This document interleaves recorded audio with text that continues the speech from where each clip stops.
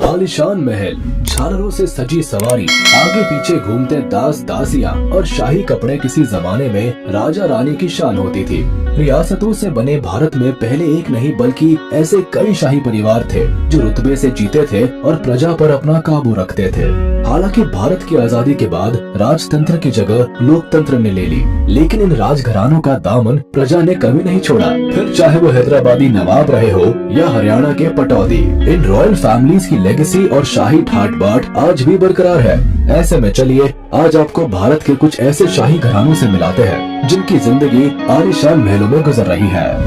Number 10, Nawab of Pataudi. सबसे पहले बात करते हैं बॉलीवुड के जाने माने अभिनेता और पटौदी खानदान के वारिस सैफ अली खान की, जिनके पूर्वज कभी पटौदी किंगडम पर राज करते थे और रईसी ठाट बाट से अपनी जिंदगी जीते थे। करोड़ों की जायदाद के मालिक सैफ अली खान नवाब मंसूर अली खान और शर्मिला टैगोर के बेटे हैं। इनके पिता कभी भारत के लिए क्रिकेट खेलते थे और टीम के कैप्टन हुआ करते थे और टाइगर नवाब के तौर पर भी काफी लोकप्रिय थे। लेकिन साल 2011 में इनके गुजर जाने के बाद गद्दी पर बैठने वाले 10वें नवाब सैफ अली खान बने, जो पटौदियों की लगभग 5000 करोड़ की प्रॉपर्टी के वारिस बन गए। आज पटौदी पैलेस से लेकर भोपाल हरियाणा तक कई एक्सपेंसिव प्रॉपर्टीज इनके नाम है। ये एक लग्जरियस लाइफस्टाइल से अपनी जिंदगी जीते हैं और सर्दियों में क्वालिटी टाइम पटौदी पैलेस में बिताते हैं। Number 9, the royal family of Jaipur. गुलाबी शहर की चकाचौंध में एक राजपूती घराना ऐसा भी है जो केवल शोहरत ही नहीं बल्कि अपने सेलेब स्टेटस के लिए भी जाना जाता है। इनके वंश की बागडोर आज पद्मनाभ सिंह के हाथ जरूर है, लेकिन कभी भवानी सिंह इस परिवार की मुखिया हुआ करती थी और जयपुर में उनके नाम का बोलबाला हुआ करता था। साल 2011 में उनकी मौत के बाद उनकी बेटी के बेटे पद्मनाभ सिंह महाराजा के तौर पर गद्दी पर बैठे और तभी से वह दुनिया के लिए किंग कम सेलिब्रिटी बन गए। शाही राजा होने के साथ पोलो और फैशन में उनका इंटरेस्ट इतना ज्यादा रहा कि वो एक नेशनल लेवल पोलो प्लेयर और फैशन मॉडल की तरह लोगों के सामने आए और शाही राजा होने के अलावा एयरबीएनबी के साथ पार्टनरशिप करने के लिए जाने गए। ये इनके बिजनेस सेंस और रॉयल प्रॉपर्टी का ही जादू है कि वो इतने सालों तक अपनी रॉयल फैमिली और राजपूती शान को मेंटेन करने में सफल रहे हैं। Number 8, house of Bhosale. Maharashtra की सरजमीन पर राज करने वाले मराठा छत्रपति शिवाजी महाराज अब इतिहास का हिस्सा है, लेकिन उनके वंशजों का महाराष्ट्र में अभी भी एक अलग रुतबा है। ये नागपुर, कोल्हापुर से लेकर मुढोल, सावंतवाड़ी और तंजौर में बड़ी ही शान से रहते हैं और इन्हीं में से सबसे पॉपुलर भोसले शाही घराना है, जिनके मुखिया उदयनराजे है।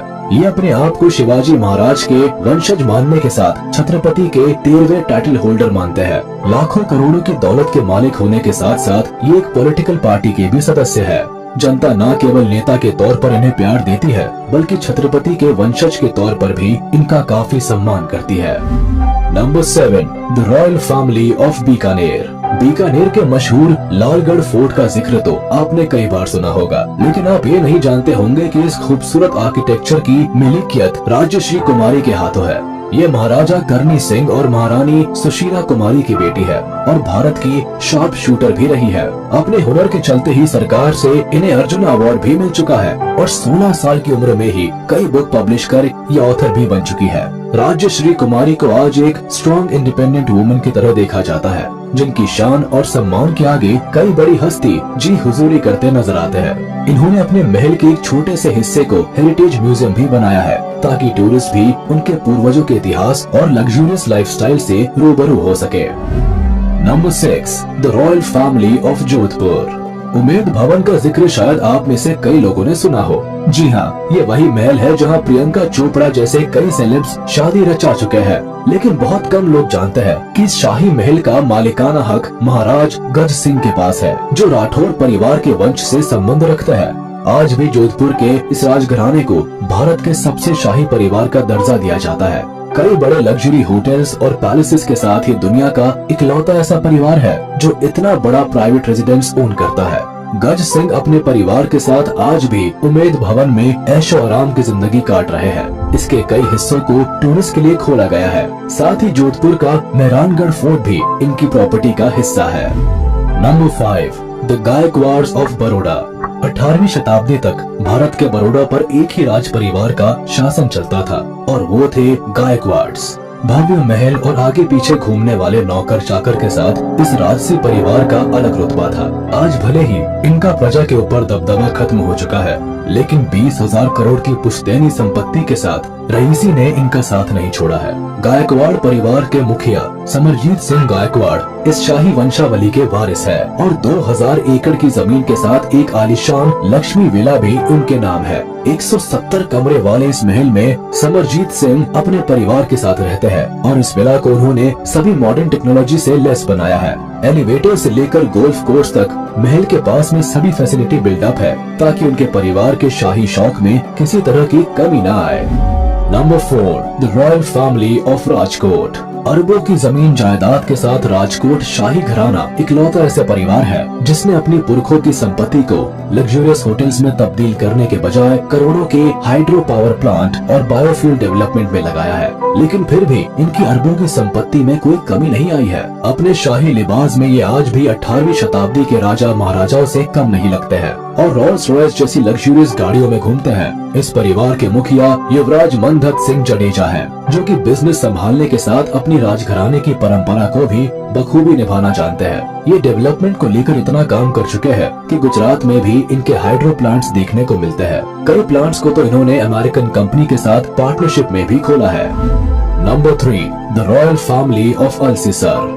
राजस्थान का इतिहास शाही राजा महाराजाओं से इस कदर जुड़ा हुआ है कि यहाँ हमें खत्री साम्राज्य के बचे हुए वंशज अल्सीसर भी मिलते हैं। भले ही इस परिवार की शान शौकत जग जाहिर नहीं है, लेकिन इनकी रईसी का अंदाजा इस बात से लगा सकते हैं कि जयपुर और रणथंभौर में कई दिलनशी हवेलियां इनके नाम है। इस परिवार के मुखिया अभिमन्यु सिंह है, जो कई प्रॉपर्टीज, बिजनेस और होटल्स के मालिक है। ये इनकी शोहरत ही है जिसके चलते कुछ लोग इन्हें पार्टी प्रिंस ऑफ इंडिया कहकर भी बुलाते हैं। Number 2, the Wadiyar dynasty.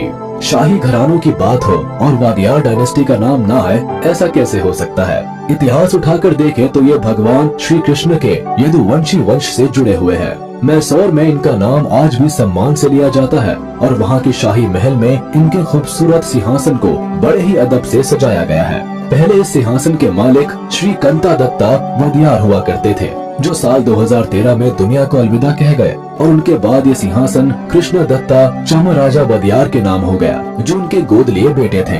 आज लगभग 10,000 करोड़ की संपत्ति के साथ कृष्ण दत्ता एक पढ़े लिखे महाराज है। इनकी रईसी, मर्यादा और शान में आज भी कोई कमी नहीं आई है।